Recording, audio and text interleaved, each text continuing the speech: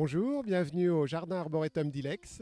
Donc c'est un jardin à la fois jardin et arboretum où on y trouve de belles collections de plantes et notamment une collection d'Ilex. Alors ici il y a beaucoup d'eau, en fait c'est la particularité du site.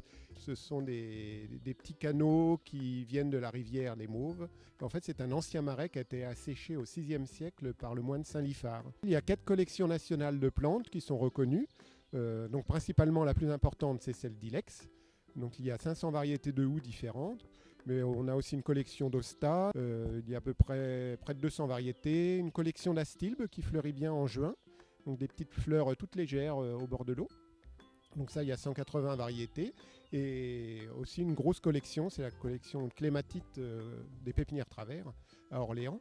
Et cette collection de clématites comprend à peu près 300 variétés. Bon, il y a toujours des fleurs depuis le printemps. Il y a aussi des rosiers. Les clématites qui fleurissent au printemps, il y a celles d'été. Bon, les astilbes, c'est plutôt au mois de juin, mi-juillet. Donc là, ça va être le moment de venir les voir. Et ensuite, vous avez les houx, on peut les voir tout le temps. À l'automne, il y a les baies de houx qui sont décoratives. Et après, nous rouvrons toujours fin octobre, début novembre pour les couleurs d'automne. Parce qu'on trouve beaucoup d'érables sur le site. Il y a au moins une cinquantaine de variétés d'érables et tous ces érables se colorent en même temps.